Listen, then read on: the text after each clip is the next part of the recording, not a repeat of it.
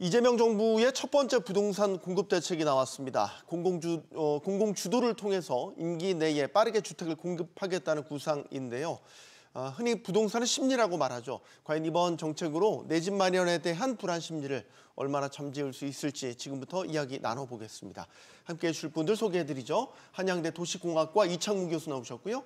김인만 부동산경제연구소 김인만 소장, 또 한국경제산업연구원 김지은 주택연구실장 나오셨습니다. 안녕하십니까? 안녕하세요. 안녕하세요.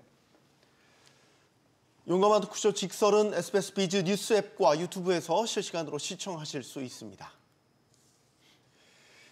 자, 이재명 정부가 임기 동안 총 135만 호를 공급하겠다. 이런 첫 번째 주택 공급 계획을 밝혔습니다. 역대 정부마다 임기 내 몇만 호 공급하겠다 이런 계획들은 늘 나왔었죠. 하지만 용두사미인 경우가 맞는 게 현실이기도 했고요. 어떻게 보십니까? 이게 어느 정도 실천 가능한 수준의 계획이 나왔다고 보시는지 이걸 먼저 좀 여쭤봐야 될 것 같아서요. 이 교수님.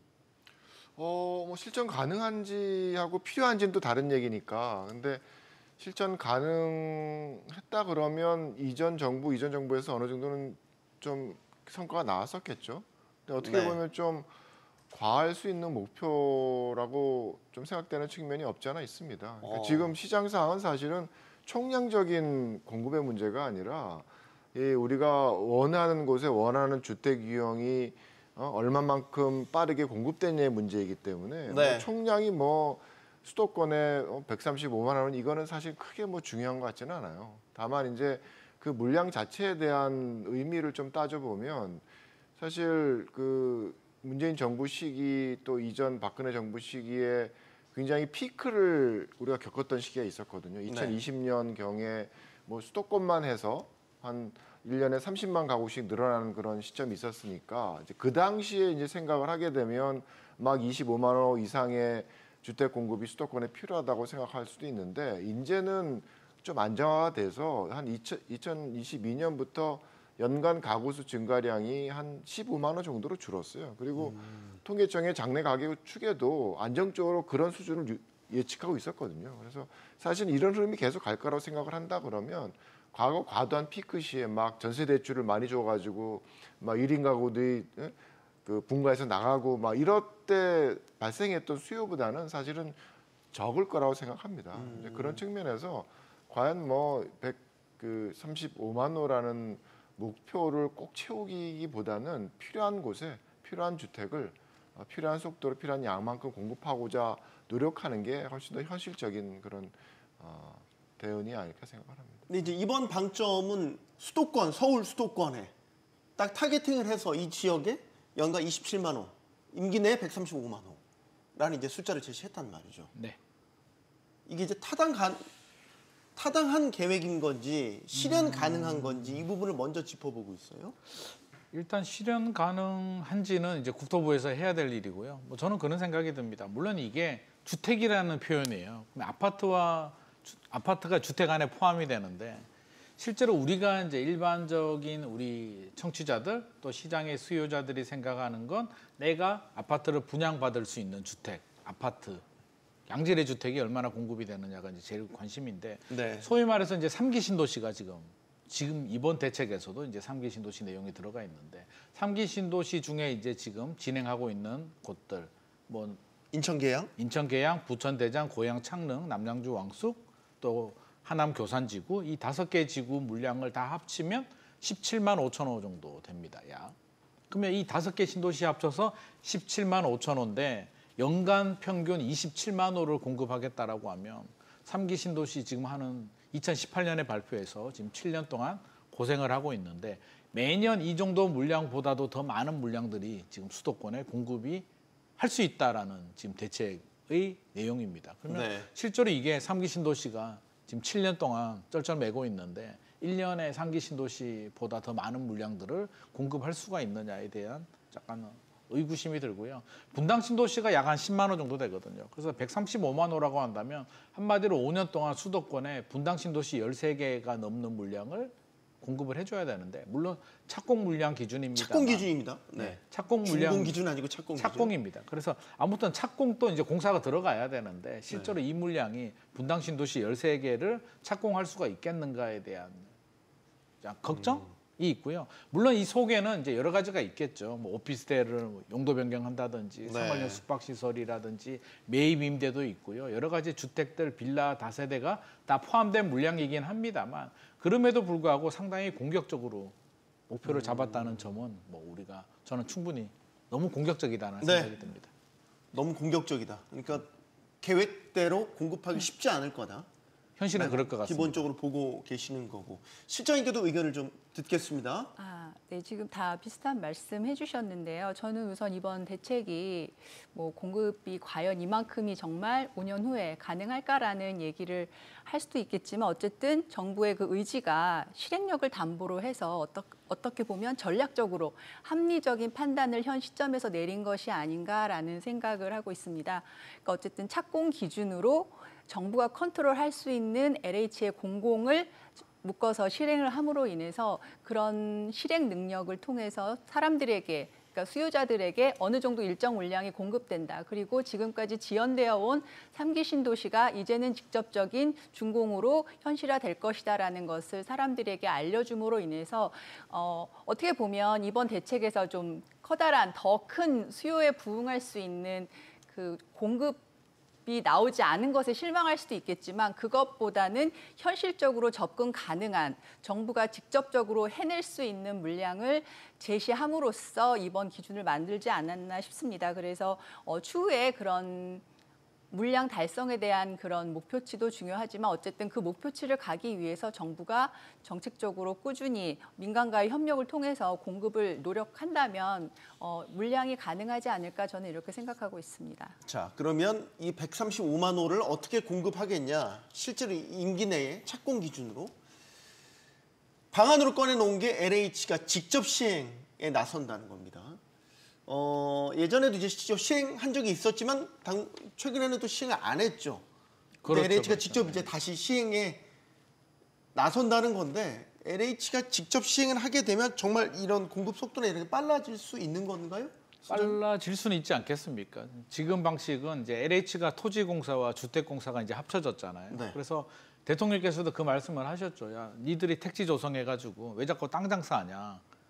평당 3.3제곱미터당 500만 원 조성해서 1,000만 원에 팔게 되면 그 1,000만 원으로 분양받은 건설회사들은 비싸게 분양할 수밖에 없지 않냐. 당연히 공사 가격이 올라간다라는 걸 지적을 했고요. 이번에 이제 LH가 직접 시행한다는 게 사실상 97 대책의 핵심인 것 같습니다. LH가 직접 시행하게 되면 뭐 두 가지 장점은 있을 것 같습니다. 민간이 하는 것보다도 아무래도 인허가 절차라든지 네. 뭐 여러 가지 PF라든지 여러 가지 문제들을 좀 빨리 좀 진행할 수 있다는 장점이 있고요. 또 물량적으로 보더라도 아무래도 LH가 직접 시행하게 되면 물량도 좀 더 많이 빨리 더 늘릴 수 있지 않냐라는 장점이 있는데 네. 또 한편에서 보자면 또 그런 말씀하시는 분들도 계시더라고요. 뭐요? LH가 시행하게 되면 시장의 수요자들이 원하는 게 소위 말해서 브랜드 아파트들, 뭐 레미안, 자이, 힐스테이트, 푸르지오 같은 아파트들 분양받기를 원하는데 LH 주택공사가 지은 주공 아파트를 우리가 지금까지 기다린 것인가라고 말씀하시는 분들도 요즘 계십니다. 주공 아파트 이름 안 쓰잖아요. 이름은 안 써도 노벨 옛날 이름 쓰고 있어요. 대표적으로 이제 주공이고요. 뭐 그동안 이름을 많이 바뀌긴 했는데 최근에는 이제 이름을 아예 떼는 경우들도 많이 있습니다. 그냥 자체 민간 브랜드를 붙이는데 물론 시공은 민간 건설사들이 합니다. LH가 시행만 하겠다는 건데 이게 LH 지금 부채가 좀 많거든요. 한 160조 원이 넘기 때문에 많은 예산을 투입하기는 좀 어려울 것 같고 저는 중요한 건 뭐 양질의 주택이 아니라고 해서 가치가 없다고 생각하지는 않습니다. 판교하고 우리 마곡 생각해 보면 판교가 LH가 있잖아요. 그래서 시행을 LH가 직접 한 그렇죠. 것이니까. 그래서 판교의 백현마을이나 봇돌마을 가보면 아파트 자체가 고급이진 않습니다. 외벽도 벽돌로 되어 있고 그렇지만 가격이 높은 이유는 주거 인프라가 좋기 때문이죠. 역세권에 교육에 백화점에 주거 네. 인프라가 좋기 때문에 우리가 집 자체가 양질이 아니라고 해서 가치가 없는 건 아니고요. 마곡 엠벨리도 SH가 있는데 아파트 자체는 그렇게 고급이 아님에도 불구하고 높은 가격이 형성이 된 건 좋은 입지에 좋은 인프라가 있는 지역에 공급을 했기 때문입니다. 그러면 이번에도 마찬가지로 LH가 직접 시행하고 다 좋은데 인프라가 좋은 곳들, 역세권이나 교육 환경이나 편의시설이 좋은 곳에 많이 공급을 하는 3기 신도시 같은 경우가 네. 될 수도 있는데 그런 지역에 공급을 한다면 양질의 문제는 어느 정도 해소가 되지 않나 생각을 하고 있습니다. 그러면 이 LH가 직접 시행하는 이 카드는 지금 공급을 어떻게 속도감 있게 체감할 수 있게 하겠다는 게 지금 정부의 계획인데 LH의 직접 시행은 어떻게 보면 아주 묘수가 될 수 있겠군요, 교수님. 그럴까요? 글쎄요. 어쨌든 뭐 공기업에 있어서의 가장 큰 문제점은 비효율성이라는 문제점에서 벗어날 수 없다라는 게 가장 큰 약점이니까 네. 그 비효율성이라는 건 저희가 뭐 살아가면서 계속 누누이 경험하는 거라서 과연 LH가 속도를 그만큼 우리가 원하는 만큼 낼 수 있을까? 그 부분도 저는 확신을 못 하겠어요. 그렇게 보세요? 네. 그러니까 지금도 사실은 택지 개발을 하면서 택지가 완성되기 전에 택지를 분양을 하고 분양된 조성되기 전에 성분양 받은 택지에다가 인허가를 받아서 주택 분양을 해요. 그러니까 민간에서 그런 속도를 하고 있었던 거거든요. 그렇다고 그 과정을 뭐 처음부터 끝까지 LH가 한다 그래서 지금의 속도를 더 빨리 갈 거라고 생각하지는 않습니다. 다만 이제 민간의 경우에는 이게 장사가 되면 막 몰아쳐서 그 택지 같은 경우에도 원형지를 받아서 막 사업하려고 애를 쓰고 막 이랬었으니까 시장에 소유가 있고 수익성이 난다 그러면 민간은 달려들어서 하는 거죠.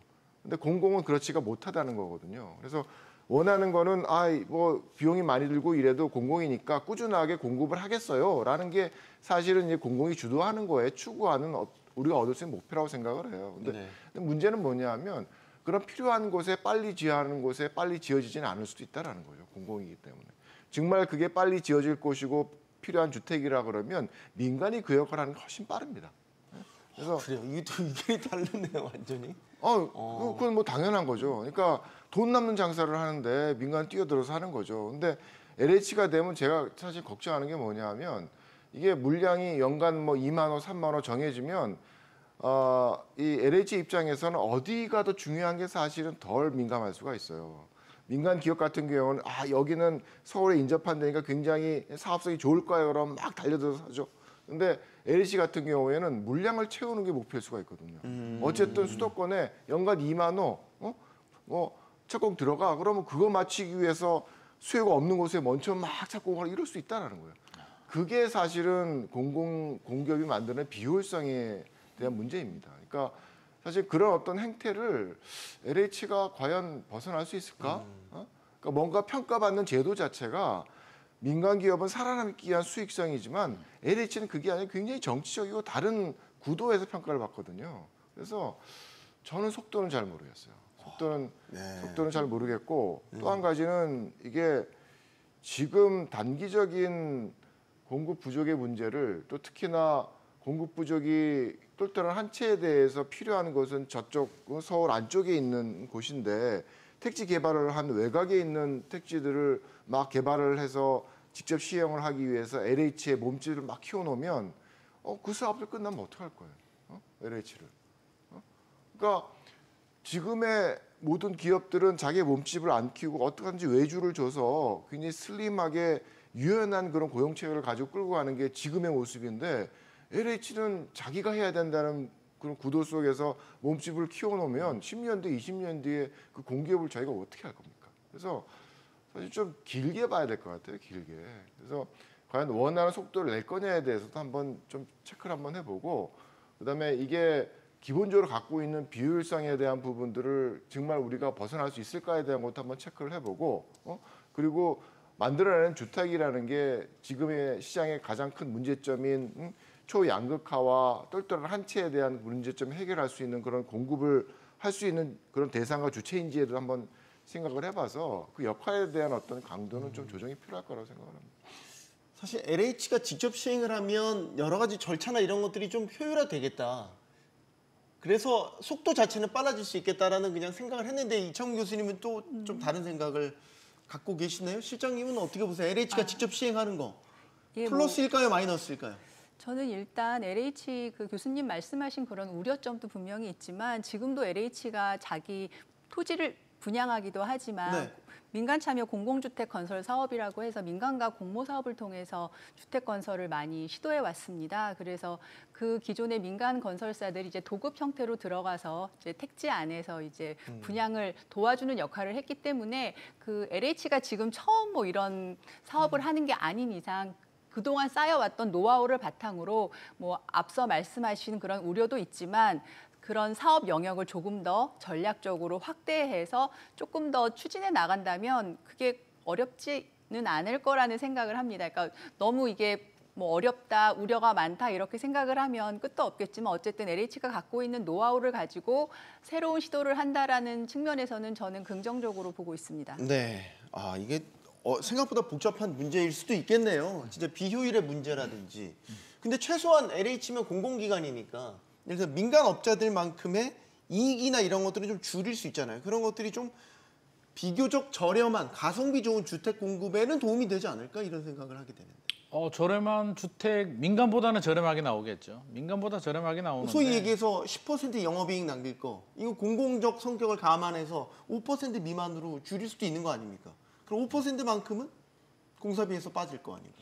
공공이 분양하게 되면 뭐 3기 신도시 우리 지금 올해도 분양을 했었잖아요. 올 네. 상반기도 분양을 했었는데 분양가는 저렴하게 나왔습니다. 주변 시세보다 저렴하게 나왔는데 시장의 수요자들의 반응을 보게 되면 LH가 짓고 공공주택이고 퀄리티가 민간보다 떨어지기 때문에 그 정도 낮은 분양가는 당연하다고 생각하거든요. 그게 똑같은 조건에서 가격이 낮게 나온 게 아니라 뭐 퀄리티나 여러 가지 문제들 고려한다면 그 정도 분양가를 합리적이라고 이미 시장의 수요자들은 생각을 하고 있기 때문에 당연히 저렴하게 공급이 돼야 되는 건데 우리 자재비라든지 인건비라든지 정해져 있습니다. 그러면 LH가 앞서서도 말했듯이 지금 부채가 160조 원이 넘는데 네. 터무니없이 민간처럼 그렇게 공사비를 투입하기는 어려울 것 같고요. 지금 민간에서는 3.3제곱미터당 뭐 1,000만 원 정도에 육박을 하고 있는데 LH가 도급을 줄 때 그 정도 금액을 인정해 주기는 현실적으로 좀 어려울 것 같고 그보다 더 낮게 책정을 해서 도급을 한다면 결국에는 양질의 주택이 나오기는 좀 어렵겠다. 그러면 똑같은 얘기입니다. 저렴하게 공급은 되는데 그만큼 품질도 높지는 않기 때문에 시장의 수요자들은 그걸 감안해서 받을 수밖에 없고요. 물론 인프라가 좋다면 인프라가 좋은 곳에 역세권에 학교, 편의시설이 좋은 곳에 저렴한 공공아파트가 공급이 된다면 저는 찬성입니다. 적극적으로 청약을 하라라고 하는데 교수님 말씀하신 부분도 저는 충분히 공감이 되는 게 이게 민간 같은 경우는 이제 내가 돈을 벌기 위해서 어떻게든 뭐 좋은 입지에 분양이 완판이 돼야 되는데 LH 같은 경우는 지금 목표 할당량이 정량제로 가고 있잖아요. 그래서 지금 27만 호를 채워야 된다라고 한다면 좋은 입지에 27만 호가 나오기는 어렵거든요. 그러면 숫자를 채우기 위한 또 다른 세금 낭비가 발생할 수도 있다는 점은 저는 주의가 좀 필요할 것 같습니다. 그래서 네. 방향성은 135만 호 좋은데 이 방향성에 너무 초점을 맞춰서 꼭 이거를 실현해야 된다는 게 아니라 지금 주택 문제는 우리가 뭐 135만 호가 되면 안정이 되고 120만 호가 공급이 되면 부족하냐. 사실 그런 문제는 아니기 때문에 이거는 그냥 이재명 정부의 공급에 대한 의지의 표현이다 정도로 우리가 해석을 해야 될 것 같고요. 근본적으로는 양질의 주택, 시장의 수요자들이 원하는 곳, 지금 한강벨트 집값들이 문제이기 때문에 그런 고가 주택들, 양극화 문제를 해소하는데 양질의 주택을 공급하는 쪽에도 좀 집중을 해야 될 것 같습니다. LH가 직접 시행하면 조금 저렴하고 가성비 괜찮은 주택 공급은 가능할 것 같다. 이 의견에 동의하십니까? 그것도 동의 안 하시겠습니까? 글쎄요, 뭐 퀄리티만큼 받겠죠. 근데 그게 만약에 좋은 아파트라 그러면 결국은 시장에서 거래되는 거 시세를 쫓아가겠죠. 그러니까 뭐 결국 분양가 상한제를 하는 효과나 뭐가 다르겠습니까? 기본적으로. 근데 문제는 글쎄요, 저희가 이제 뭐 공기업이나 이런 공공 역할을 뭐 굉장히 강하게 요구하는 그런 사회라서 뭐 그런 노력들을 사실 많이 하는데 비효율성은 굉장히 커요. 그러니까 뭐 임대주택 하나 유지하고 막 이러는데도 민간이면 유지할 비용이 뭐 4-5배 더 들어가고 막 이러니까.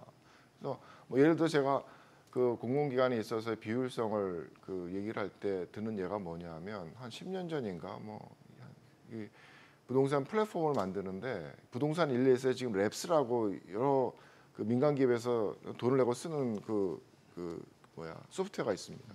그건 2억에 개발을 했어요. 근데 공공기관이라고 LH도 비슷한 그런 네. 그 플랫폼을 만들려 노력을 했는데 20억에 개발을 했습니다. 10배 들었군요.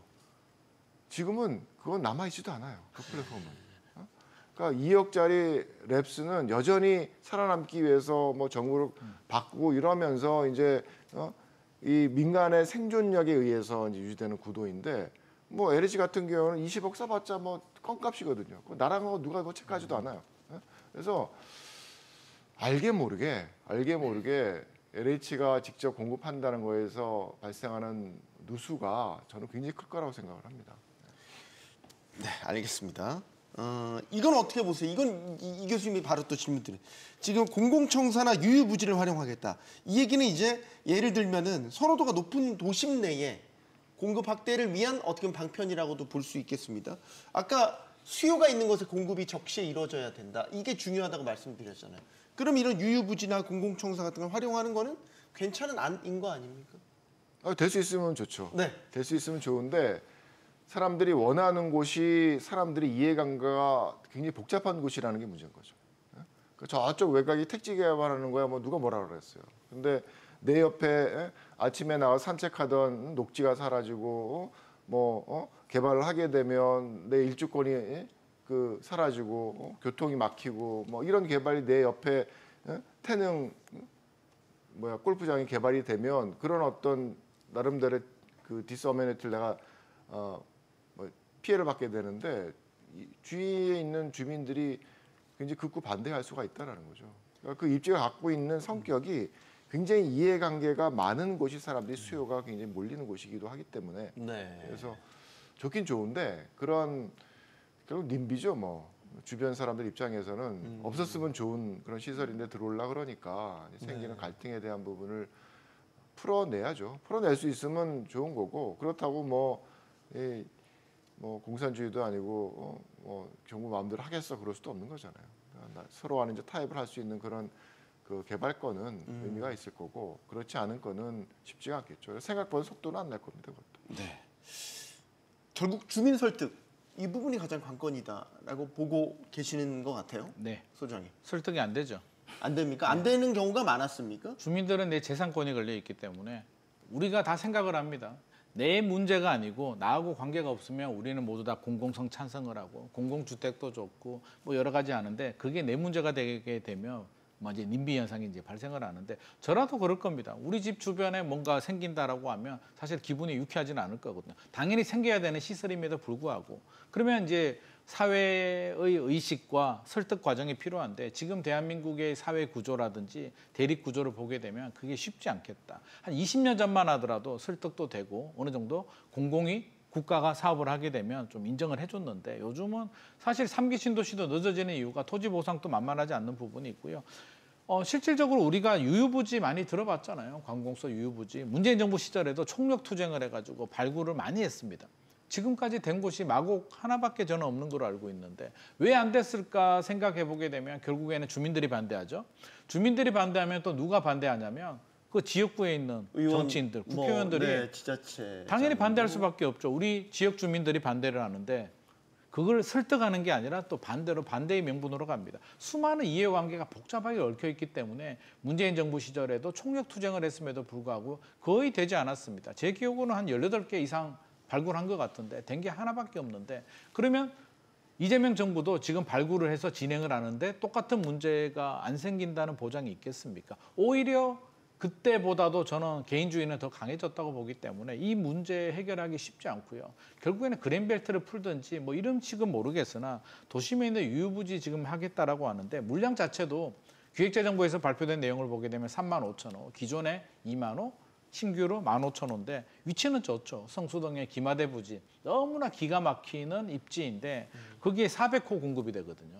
그것도 공공주택으로. 400호 공급이 돼서 과연 성수 지역의 아파트, 주택시장 안정에 얼마나 도움이 될까에 대해서는 사실 노력하는 거에 비해서는 저는 효과는 크지 않을 거다. 저 개인적으로는 차라리 도심에 있는 비싼 유유부지 민간한테 매각하고 그 돈으로 외곽에 그린벨트 풀어서 반값 아파트 짓는 게 더 좋지 않을까. 저는 개인적으로 그렇게 생각하고 있습니다. 실장님도 좀 부정적이세요? 공공청사나 유유부지를 활용하는 주택 공급방은? 저는 어쨌든 말씀하신 것처럼 주민 설득이 어렵다는 거는 뭐 불가피한 일이고 네. 대신에 이제 그 주민들 간의 그런 이해관계가 조금 더 줄어들기 위해서는 SOC나 기타 그 기존에 살고 계시던 분들에게 필요한 보상 그런 성격의 SOC 보상 지원 같은 성격의 거. SOC 지원이나 필요한 시설들을 통해서 이것이 꼭 님비 현상으로 인한 그런 나한테 불필요한 것이 아니라 우리가 살아가는 공동체 안에서 이것이 함께 가야 된다라는 그런 사회적 인식이 확대될 필요가 분명히 있다라고 생각을 합니다. 네. 자, 또 공급 대책 하나 더 짚어볼게요. 일기 신도시에 대한 이야기도 여기 포함되어 있습니다. 일기 신도시가 아시겠지만 이제 그 공모 방식을 통해서 그 선도지구 사업처럼 이제 먼저 하겠다는 이제 단지들도 나왔죠. 지금 또 새롭게 더해진 거는 주민 제한 방식을 전면 도입하겠다. 주민이 직접 우리 단지 이렇게 재건축하겠다. 이런 이제 제한 방식을 도입하겠다는 건데 이건 어떻게 평가하시는? 이건 실장님께 먼저 좀 의견 듣겠습니다. 일기 신도시 하면 뭐 분당, 예. 일산 이런 지역이 되겠죠. 일단 그 사업 절차 좀 단축시킬 수 있다라는 측면에서는 긍정적이라고 보고 있고요. 그런데 네. 과연 이제 그 어떻게 보면 일기 신도시가 지금 어려운 이유가 이주 대책이나 여러 가지 그 산재된 문제들이 굉장히 많습니다. 그러니까 네. 초기에 이런 사업이 스타트가 잘 됐는데 중간에 이런 인허가나 아니면 이주 대책 문제들이 복잡하게 얽힐 경우에는 큰 실효성을 보기는 어렵다는 것이 제 생각이어서 지금도 이번 정부 정책의 대부분이 어떻게 보면 실행력을 담보로 한 행정력이 얼마만큼 효과를 발휘하느냐가 그런 결과로 나타날 수 있기 때문에 사업 초기에 그런 추진을 활발히 하는 것 이외에도 여러 가지 인허가나 그 주민들의 이주 대책 이런 여러 가지 산재한 문제들을 어떻게 함께 해결해 갈 수 있을지에 대한 고민이 더 필요하다라고 생각합니다. 네, 이 교수님. 그래서 뭐 주민 제한으로 간다라는 얘기는 공공이 구도를 가지고 끌고 나기보다는 주민 생각을 먼저 제한을 받는다라는 거죠.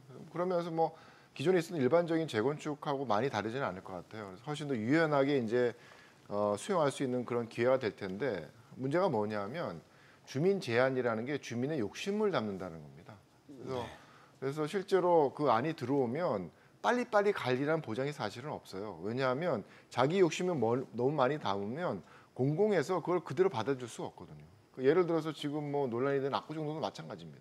압구정동 뭐 2구역, 4구역, 3구역 있지만 여전히 3구역 같은 경우에는 어떻게든지 막 250m를 줘버리니까 그 높이를 준다라는 게 원래 공공의 입장에서는 슬림하게 올라가서 개방감 있고 뭔가 뉴욕의 그런 그 펜실 빌딩 같은 그런 식의 이제 경관을 원하기 때문에 이제 높이를 줬는데 높이를 주니까 할 수 있는 선택이 완전히 달라진 거예요. 옛날에 지금은 한 20%도 그 한강을 조망을 못하는 그런 단지였는데 250m를 줘버리니까 모든 호에서 날개를 펼쳐가지고 한강을 다 보게 만드는 겁니다. 그러면 문제는 밑에서 보게 되면 내가 볼 수 있는 하늘을 다 막는 게 되는 거잖아요. 그래서 그런 식의 어떤 욕심을 담게 되면 사실은 진행되기가 오히려 쉽지가 않아요. 그래서 뭐 어떻게 결론이 날지 모르겠지만 압구정 3구역 같은 그런 과다한 욕심이라는 게 주민의 제한에 담긴다 그러면 공공과의 갈등이 더 심해질 수가 있어서 마냥 속도가 난다고는 볼 수 없다고 생각합니다. 다만 이제 지금이 공공이 주도를 해서 속도를 먼저 스케줄 잡는 것과 비교를 해서는 실제 사업에 갈 수 있는 그런 뭐 구역들이 먼저 올라올 수 있는 구도 속에서 뭐 속도는 빨리 갈 수는 있겠죠. 근데 저는 일기 신도시 재건축도 지금 정부 게 아니라고 생각해요. 지금 뭐 아무리 뭐 일기 신도시 그걸 빨리 한다 그래도 일반적인 재건축의 속도를 정말 초월하고 갈 수는 없을 거라고 생각을 하거든요. 네. 지금 하고 나면 뭐 10년 가까이 돼야지 들어가는 거기 때문에 다음 정부 혹은 그 다음 정부의 건이 되는 거죠. 그래서 너무 뭐 과도하게 이런 인센티브를 주고 그 형식을 풀어내는 게 지금은 뭔가 가는 듯한 모습을 보일지 모르지만 네. 언젠가 시장이 침체되면 또 한번 꺾입니다. 꺾이면 재건축 정비사업 과정에 있어서 먼저 주어진 인센티브와 용적률은 나중에는 비용이 돼요. 왜냐하면 시간이 지나면 그 값을 사고 들어온 사람들이 있거든, 높은 가격을. 그 사람은 옛날에 5억 주고 산 사람이 아니라 10억 주고 산 사람이에요. 네. 그 사람은 수익성을 남기려고 그러면 10억에서 판단을 해서 수익성을 계산을 해야 됩니다. 그래서 사업이 진행되면 좋은데 한번 꺾여서 다시 진행되기 위해서는 그 사이에 주어진 인센티브들이 뭔가 수익성을 높여서 사업을 속도를 높이는 게 아니라 오히려 사업의 진행 속도를 막는 상황을 만들 수가 있어서 함부로 지금 막 던져주는 게 결코 바람직하지는 않다고 봅니다. 어차피 네. 장기간의 사업이 진행될 재건축 정비 사업이라고 그러면. 쉬운 게 없네요. 그러니까 그런 딜레마에 있는 것 같아요. 이 정부 안에서 뭔가 숫자에 대한 거를 내겠다라고 이제 생각을 하면 사실 좀 과욕을 부리게 될 수도 있고 이런저런 부작용들에 부딪힐 수 있는데 예를 들면 이런 거 아니에요. 일기 신도시도 만약에 주민 제한 방식으로 인센티브 준다. 많이 제한들 하실 거 아니에요. 그럼 이제 그분들 추진되는 과정에서 뭐 동시다발적으로 사업이 진행되면 이주 대책 같은 거 어떻게 해요? 예전에 일기 신도시 한참 특별법 통과한다고 막 했었을 때 이주 대책 아예 그런 이주 단지 짓는다는 그런 계획도 나왔다가 굉장히 욕도 많이 먹고 그것도 그랬죠. 안 됐죠. 안 됐죠. 똑같은 문제입니다. 유후부지하고 똑같은 문제인데 이주 단지를 그럼 어디다 만드느냐? 우리 동네에 만들지 말라는 거거든요. 똑같은 문제들이 계속 이런 식으로 무리수를 남발하게 된다는 거죠. 뭔가 계속 그러니까 뭔가 단기간 내에 공급을 해야 되고 가시적인 성과를 내야 돼서 지금 뭐 일기 신도시 재건축도 특별법까지 만들었는데 저는 주민 제한을 하더라도 크게 달라지지 않는다고 생각하는 게 주민들은 교수님 말씀하신 것처럼 욕심을 담아서 제한을 하는데 이 단지가 이런 제한을 하게 되면 다른 단지들은 저게 더 좋으면 똑같은 제한을 하게 되고 그러면 공공이 그걸 우선순위를 정하고 지원을 해줘야 되는데 그 주민들의 다툼, 경쟁을 공공이 컨트롤할 수 있는가에 대해서는 안 될 것 같습니다. 그리고 이제 제일 문제가 되는 게 결국에는 돈이거든요.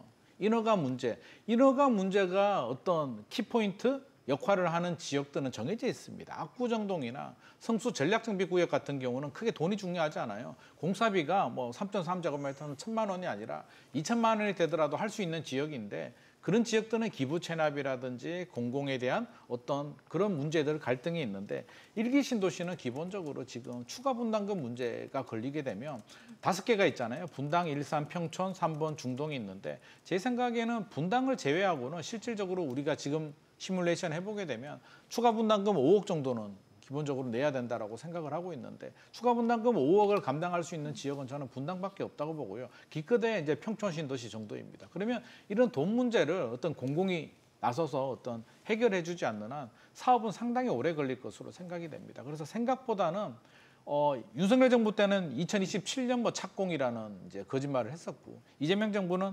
2030년에 뭐 6만 3천 호를 착공하겠다라고 하는데 이것도 저는 굉장히 어려운 숫자이다.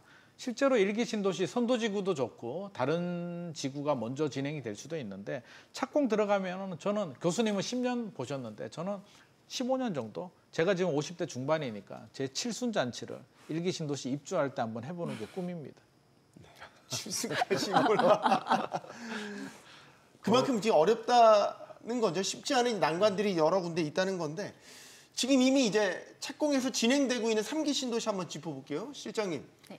3기 신도시도 공급 속도를 높이겠다는 게 이 정부의 네. 방침입니다. 네. 사실 이제 그 계획은 문재인 정부 때 나왔고 그 가운데 이제 뭐 여러 가지 일이 코로나19 팬데믹부터 여러 공급망 붕괴 이런 것들이 일면서 지지부진하다가 지금 이제 다시 또 속도를 낸다.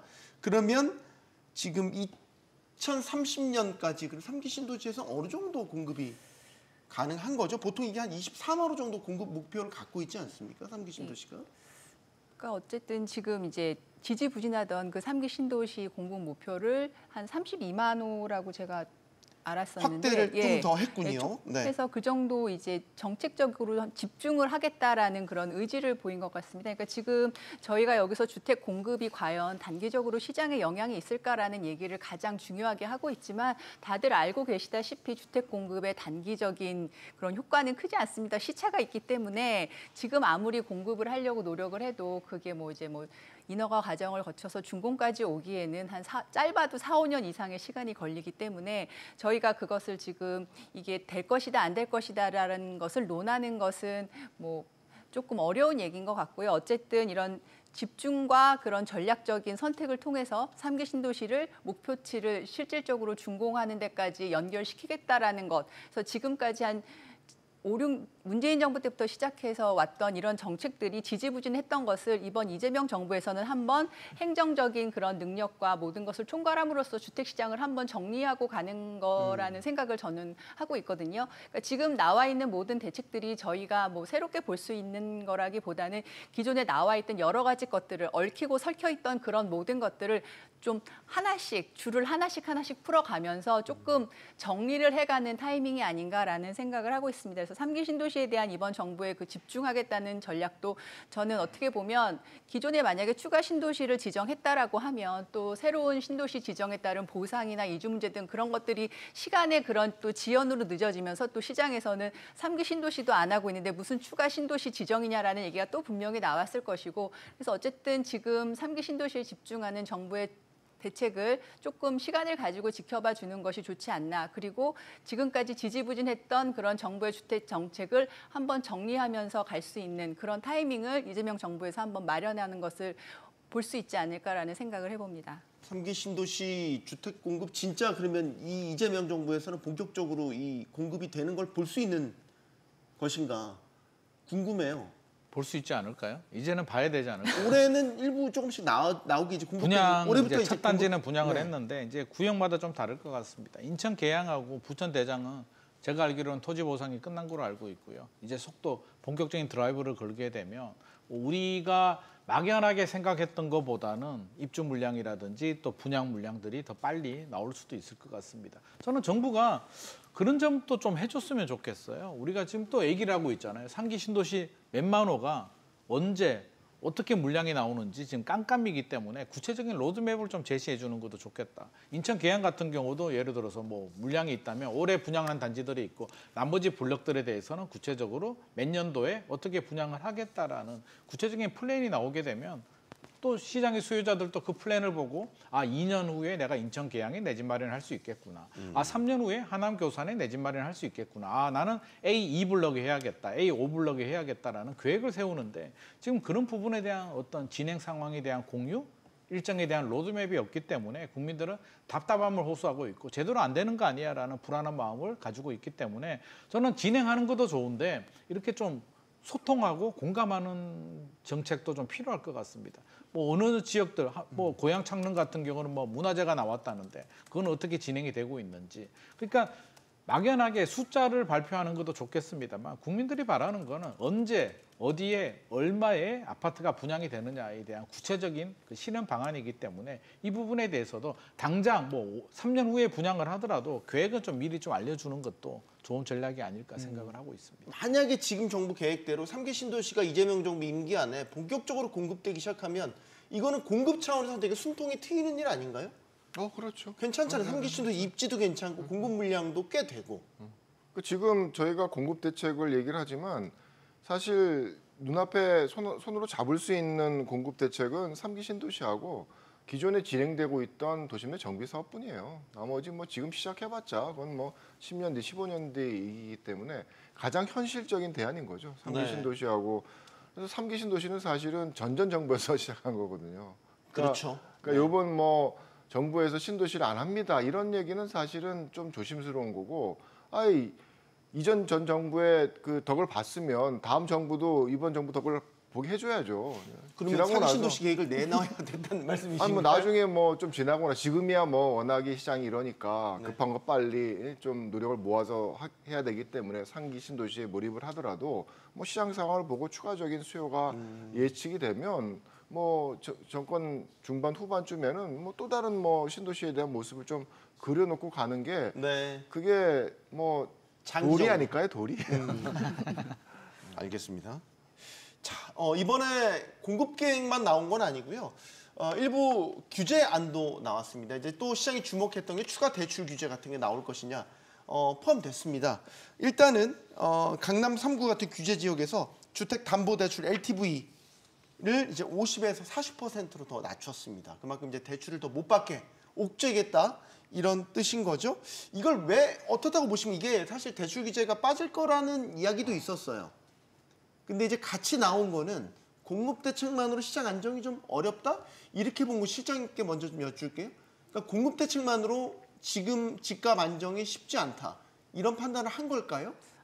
저는 어떻게 보면 투트랙으로 같이 가겠다라는 생각을 한 것 같고요. 그 6.27 대책에서 조금 획기적으로 그런 규제를 했던 것에 이어서 정부에서는 앞으로도 수요에 대한 대출 규제를 지속적으로 할 것이다라는 시그널을 시장에 줬다라는 생각을 합니다. 그래서 뭐 강남 이쪽 지역의 50%에서 40%로 LTV가 낮아지긴 하지만 그게 크게 시장에 미치는 영향은 크진 않지만 앞으로 계속 예의주시하면서 시장 변화에 따라 이렇게 대출 규제나 이런 금융적인 측면을 강화하는 강화할 수 있다라는 시그널을 주면서 공급과 함께 대책에 포함시키지 않았나라는 생각을 합니다. 이게 지금 민간 그 시중은행에서 주담대가 조금 눌리는 듯 하다가 또 좀 고개를 들고 있다는 얘기가 요즘에 좀 있긴 했었어요. 네네. 그러니까 수요 측면에서 아직 완벽하게 투기적인 어떤 욕구들이 꺾이지 않았다 이런 판단을 한 것 같아요.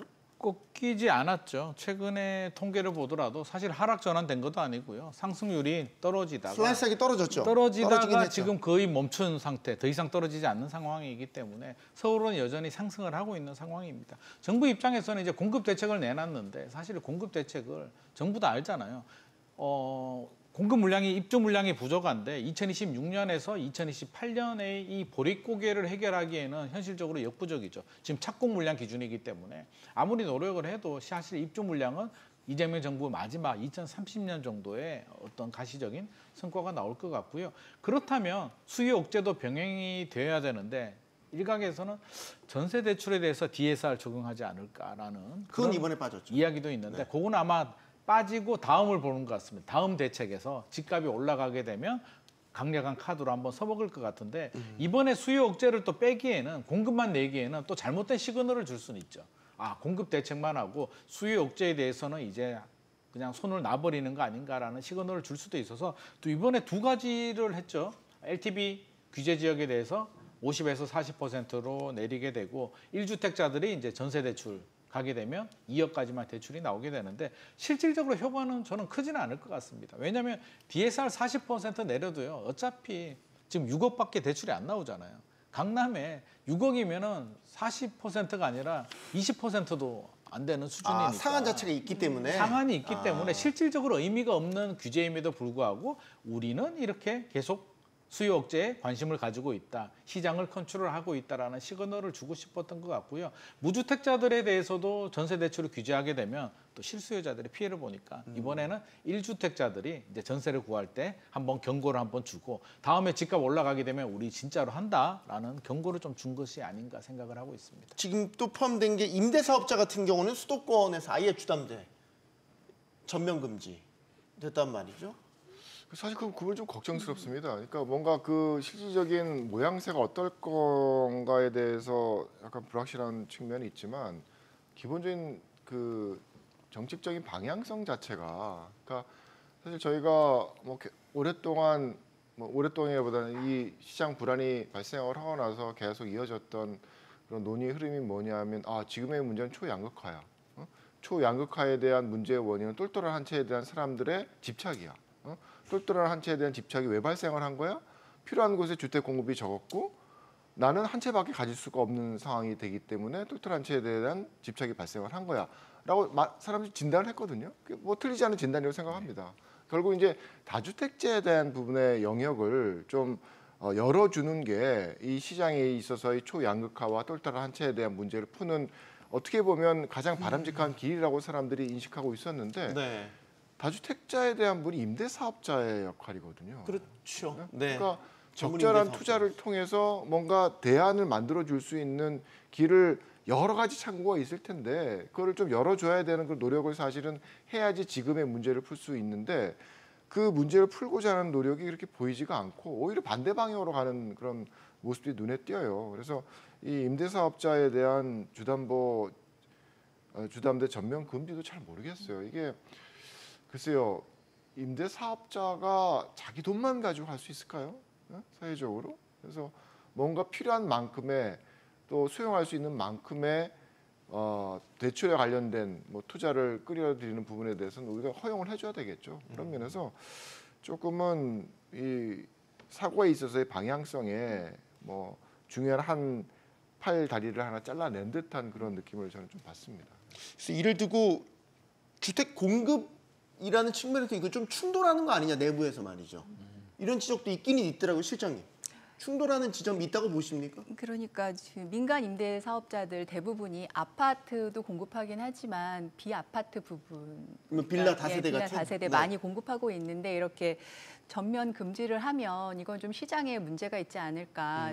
그리고 중장기적으로 이제 임대주택이 공급이 줄어들게 되면 또 전월세 시장 불안 문제로 이어질 수도 있고 해서 이거를 완전히 전면 금지하는 것보다는 어느 선을 두고 조금 적정 수준에서 해야 되지 않을까라는 생각을 합니다. 이건 어떻게 보세요? 김인만 소장님, 토지거래 허가구역 지정 권한자를 이제 장관, 국토교통부 장관도 할 수 있도록 개정하겠다. 네. 이게 원래 그 지자체장 권한인 거잖아요. 얼마 전에 오세훈 서울시장이 이거 토지거래 허가구역을 지정했다가 해제했다가 다시 지정하고 네네. 뭐 이런 과정이 있었는데 네. 이걸 이제 장관도 하겠다?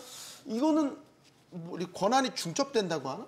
충돌하는 거 아니에요? 뭐 지자체가? 장관이 기존에도 할 수는 있었는데 이제 절차적인 문제가 있었는데 이번에 이제 좀 더 결국에는 이제 그런 의미인 것 같습니다. 지금 규제 지역이라고 한다면 뭐 조정 대상 지역, 투기 과열 지구, 투기 지역이 있는데 네. 토지 거래가 구역을 이제 제 네 번째의 국토부 규제로 저는 추가하려고 하는 것이 아닌가라는 생각이 들고요. 일시적인 규제가 아니라 이제 토지 거래가 구역은 집값이 올라가게 되면 그냥 정례적으로 투기 과열 지구 지정하듯이 지정할 수 있는 카드가 된다라는 의미로 저는 해석을 하고 싶습니다. 이렇게 되면 결국에는 이제 서울시가 어떤 컨트롤을 가지고 있던 부분을 중앙 정부가 이제 주택 정책에 대해서 규제에 대해서는 중앙 정부가 일원화해서 우리가 규제하겠다라는 신호를 우리가 좀 받아들여야 되지 않나. 그러면 만약에 국토부 장관이 토지거래 허가구역을 지정한 곳에서 만약에 주택 매매를 하려면 우린 장관의 사전 허가를 받아야 되나요? 아니면 서울시 혹은 예를 들면 그 시의 당연히 지자체 지자체에서 받아야겠죠. 뭐 근데 이제 장관이 지금 논리상으로는 장관의 사전 허가를 받아야 되는 게 맞죠. 지정자잖아요. 지정자이긴 하지만 그게 허가를 지금 또 서울시장이 허가를 하지만 구청장이 허가를 해주자. 서울시장이 지정을 했으나 구청장이 일을 하는 것처럼 똑같은 거죠. 구청장이 해야죠. 국토부 장관이 그것까지 하게 되면 부서를 하나 만들어야 되지 않겠습니까? 교수님, 약간 이제 그 중앙과 지자체 간의 권한 조정에 있어서 이게 좀 충돌 소지가 있지 않나 싶어서요. 서로 싫어하겠죠. 그러니까 뭐 국토부는 자기 마음대로 안 한다 그러고 서울시는 왜 국토부가 마음대로 이래라 저래라 하나 그런 갈등이 분명히 있을 텐데 실제로 그 토지거래 허가구를 운영하고 관리하는 건 서울시입니다. 그래서 지금 얘기했던 뭐 지정을 하든 어쨌든 그 부분에 대한 뭐 주민의 민원을 받고 뭐 대응하고 뭐 이런 굉장히 일들이 많거든요. 토지거래구역 하나 지정을 하고 나면 네. 그건 서울시의 일이죠. 그래서 사실은 뭐 국토부에서 이번에 마치 모든 문제가 토지거래 허가를 풀었기 때문에 생긴 문제로 좀 마녀 사냥을 하기 위한 그런 욕심도 있는 것 같은데 실제 그렇지 않거든요. 그러니까 풀었다고 뭐 사실 오를 게 더 오거나 또 묶었다고 안 오를 게 오르고 이것도 아니라는 걸 우리가 경험을 했기 때문에 그래서 어떻게 보면 서울시에서 그 토지거래 허가구역과 관련된 부분은 굉장히 유연하게 대응할 수 있는 게 더 중요한 것 같아요. 근데 국토부 장관이라 그러면 사실은 그 토지거래 허가구역과 관련된 그 현장에서 벌어지는 일들에 대해서 굉장히 떨어져 있잖아요. 그래서 거기에 대응하기가 만만치가 않습니다. 그래서 토지거래 허가구역도 처음엔 다 묶었다가 뭐 보니까 문제가 상업 그 용지는 아니네요. 상업 용지 뺐죠. 보니까 아파트만 문제네. 그래서 또 다세대 다고 또 뺐어요. 그래서 그런 식의 유연한 어떤 조정이라는 게 현장에 있고 주민들과 소통하기 때문에 생기는 선택들이거든요. 근데 국토부 장관은 그걸 하기 힘들죠. 네. 그런 면에서 굉장히 국지적인 현상을 다루는 제도이기 때문에 네. 저는 뭐 권한이 있다고 하더라도 별로 행사하지 않는 게 바람직할 거라고 생각을 합니다. 자, 마지막 질문 드려야 될 시간 같습니다. 아까 집값 얘기 잠깐 했는데 실장님 지금 서울 수도권 집값 흐름이 어떻다고 봐야 돼요? 상승세가 627 대출 규제에 확연히 꺾여서 하향 안정화되고 있다고 봐야 되는 겁니까? 글쎄요, 아직 하향 안정화라고까지 얘기하기는 조금 이른 것 같고요. 어쨌든 서울의 그 주택 그 심리가 조금 잠재워진 상황이긴 하지만 언제 다시 튈지 모르는 그런 수준이라고 보시면 될 것 같습니다. 그래서 이번 뭐 97 대책에 의해서 공급으로 인해서 뭐 수도권 집값이 하향 안정화 추세로 갈 것이다라고 보기에는 아주 제한적이라고 생각하고요. 어쨌든 그 외에 지금 정부에서 얘기하고 있는 뭐 관리나 감시 이런 것들을 조금 더 체계적으로 추가적으로 하겠다라고 얘기하는 것을 보면 시장에 그런 지속적인 공급을 하겠다. 그리고 금융적인 대출 규제도 우리가 하겠다. 그리고 마지막으로는 기존의 시장에서 있었던 여러 가지 그런 조작이나 위조 등의 그런 가격의 문제를 조금 한 번 더 깊이 보면서 전체적인 컨트롤 타워를 우리가 가지고 가겠다라는 그런 얘기를 하고 있는 것 같아서 그 가격 안정화라기보다는 추가적인 하락이 없는 것만 해도 지속적인 상승이 없는 것만 해도 다행 아닌가라는 생각을 하고 있습니다. 알겠습니다. 자, 주택 공급 대책, 어느 정부에서건 계획 자체가 부실한 적이 있었습니까? 결국 계획의 집행력, 그게 바로 문제가 됐죠. 자, 내 집 마련의 꿈을 갖고 계획하는 사람들이 이번에는 뒤통수 맞는 일이 없기를 바랍니다. 토론 마치겠습니다. 여기는 모든 경제가 모이는 SBS 비즈입니다. 시청해주신 여러분 고맙습니다.